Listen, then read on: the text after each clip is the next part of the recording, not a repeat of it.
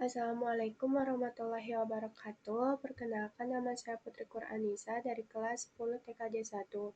Pada video kali ini kita akan membahas terkait DHCP dan ARP.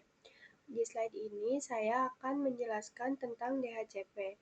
Jadi, DHCP itu singkatan dari Dynamic Host Configuration Protocol, yang kalau disederhanain itu layanan otomatis yang ngasih IP address ke perangkat jaringan.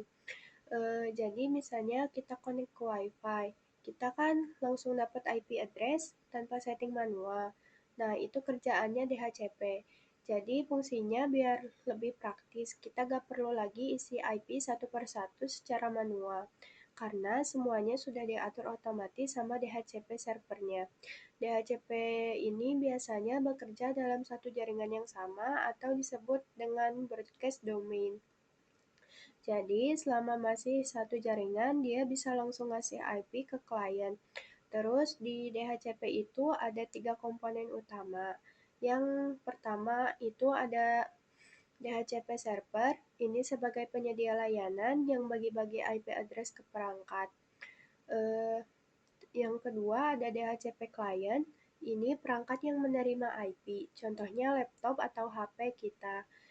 Terus yang ketiga ada DHCP relay. Ini berfungsi sebagai penghubung kalau misalnya DHCP server sama klien itu beda jaringan.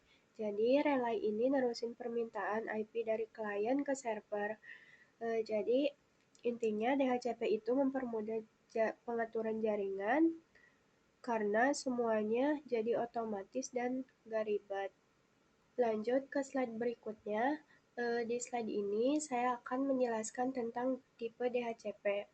Jadi ada beberapa komponen utama. Yang pertama ada DHCP server. Ini sebagai penyedia layanan yang punya pool IP atau kumpulan IP address. Jadi dia yang bagi-bagi IP ke perangkat lain di jaringan. Misalnya server punya IP 192.168.88.1 dan menyediakan IP dari 192.168.88.2 sampai 192.168.88.24. Nanti klien bakal dapat IP dari situ secara otomatis. Yang kedua ada DHCP client, yaitu perangkat yang menerima IP seperti laptop atau HP. Jadi saat connect ke jaringan, dia langsung minta IP ke server tanpa setting manual. Terus yang ketiga ada DHCP relay. DHCP ini berfungsi sebagai penghubung kalau server dan klien beda jaringan. Jadi relay yang meneruskan request biar klien tetap bisa dapat IP-nya. Jadi intinya server ngasih IP, klien menerima, dan relay jadi penghubung kalau beda jaringan. Nah, lanjut. Di slide ini saya akan menjelaskan bagaimana sih cara kerja DHCP-nya yang biasa disebut proses DORA. Jadi yang pertama itu discover. Di tahap ini, klien nyari DHCP server dengan cara broadcast.